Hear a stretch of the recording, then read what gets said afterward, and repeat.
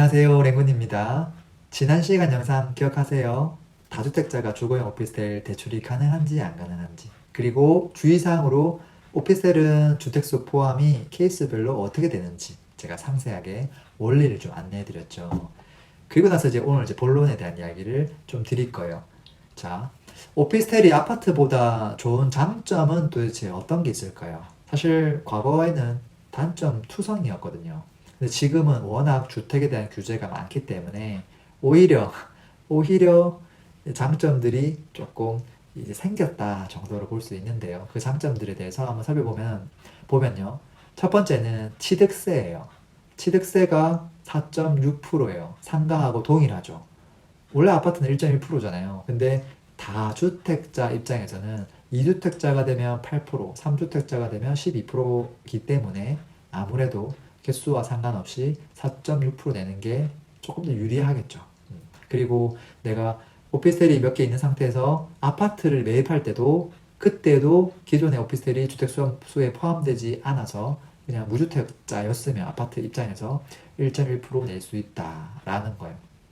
그리고 두 번째 혜택은 뭐냐면 장기 임대 주택 등록이 가능하다라는 거예요. 지금 아파트 같은 경우는 아예 지금 완전 폐지됐잖아요. 물론 기존권 유지되고 있지만, 그래서 오피스텔은 가능하다. 물론 그걸 등록했을 때 뭐가 좋아지는지는 좀 뒤에서 살펴보도록 하고요. 어쨌든 가능하다. 그 다음 세 번째는 대출이 아파트보다 훨씬 더 많이 나온다. 대출 규제가 없다라고 표현하면 맞을 것 같아요. 네 번째는 청약 넣을 때, 그때 청약 가점 계산할 때 무주택 기간 인정받을 수 있다. 뭐 이런 장점들이 있죠. 물론 이 장점들이 정말로 장점이 되려면 시세가 올라가거나 공실 없이 안정적으로 움직일 수 있을 때 사실 그게 장점이라고 볼 수 있어요. 뭐 시세가 내린다거나 뭐 공실이 계속 발생한다 하면 방금 이야기한 장점들은 사실 장점이 아닐 수도 있어요.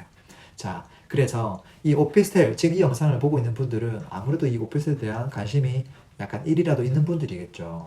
이 관심이 왜 있느냐라고 하면 크게 두 가지 이유일 거예요. 첫 번째는 지금 은행 금리가 너무 낮기 때문에, 그래도 오피스텔을 이렇게 사가지고 대출 없이 그냥 월세를 줬을 때 그 수익률이 은행보다는 낫지 않겠냐라는 생각들, 그리고 주변에서도 조금 나이가 있으신 분들 그냥 오피스텔에 월세 받고 있는 분들이 생각보다 많이 있으시거든요.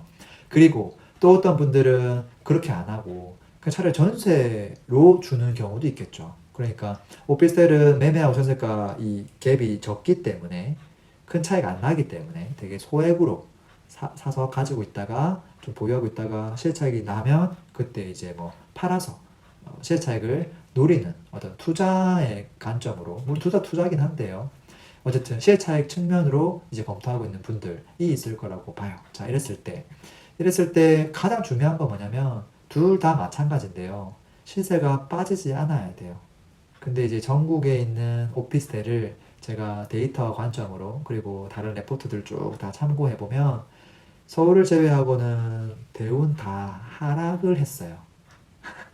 결론적으로는 다 실패한 투자가 됐다는 얘기죠.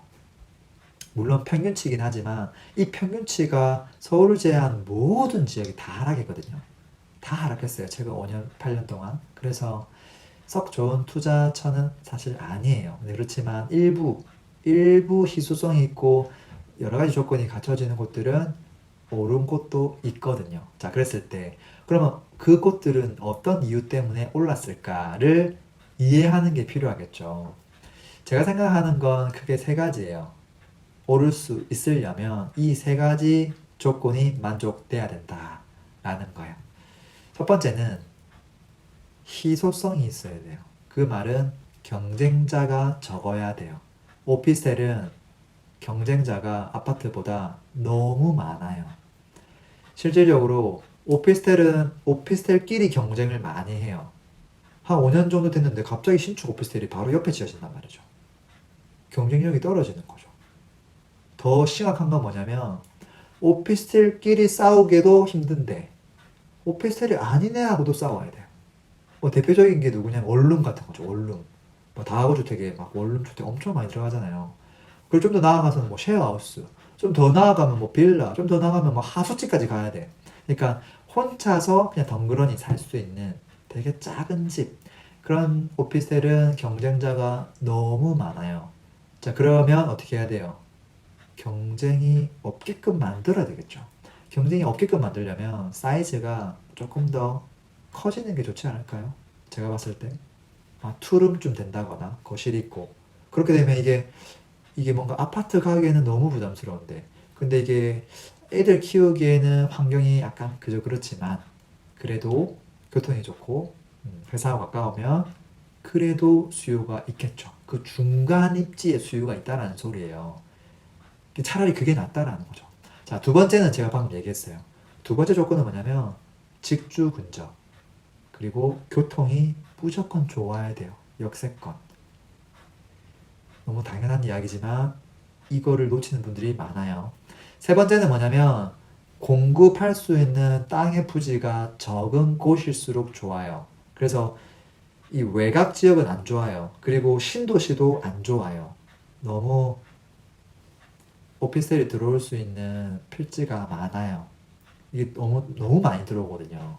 근데 사실 서울 내에서도 입지가 괜찮은 구도심에서도 이미 새로 지을 데가 없어 보이지만 사실은 대로변에서 길 안쪽으로 딱 들어오는 순간 거기에 있던 상가들을 허물고 오피스텔을 새로 짓는 경우가 되게 많거든요. 그러니까 사실은 우리가 예측 불가한 경우가 많아요.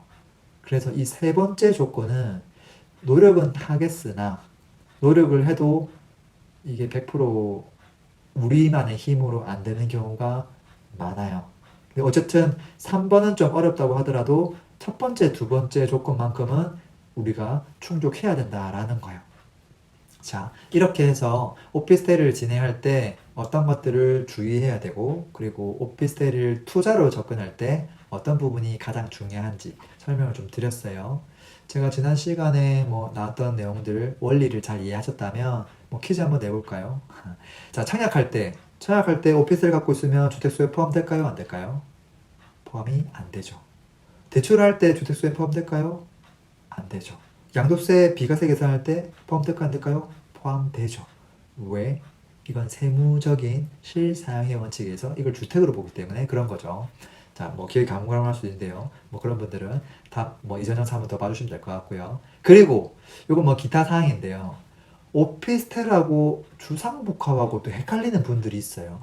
지금까지 오피스텔 설명을 다 듣고 오피스텔도 가능할 수도 있겠는데 제가 얘기한 대로 여러 가지 장점 살리고, 그리고 아까 핵심적인 부분들 어떤 오피스텔 선택해야 되는지 그런 부분을 딱 살린 다음에 그러면 나는 오피스텔이랑 비슷한 주상복합을 그런 맥락으로 하면 이 괜찮겠네. 그러면 이게 딱 오피스텔하고 아파트하고 더 사이 접점에 있는 이 주상복합을 진행하면 아까 그 세무적인 또 그런 혜택 다 가지면서 할 수 있지 않을까? 라는 분들이 있을 수 있는데요.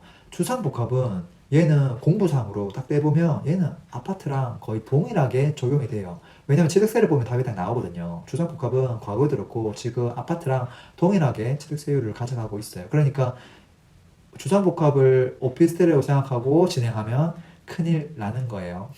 이번에 기타 사항을 좀 말씀드렸고요. 어쨌든 오피스텔에 대해서 고민하고 있는 분들, 좀 헷갈려하는 분들에게 도움이 되었으면 좋겠습니다. 다음 편으로 지금 부동산 정책 중에서 가장 핵심적인 화두가 임대차 3법이에요. 과연 이 임대차 3법이 소급 적용되느냐, 이 여부가 지금 굉장히 핫한 이슈인데요. 제 생각을 조금 말씀드리도록 할게요. 저는 랭군이었습니다. 오늘도 행복한 하루 되세요. Peace.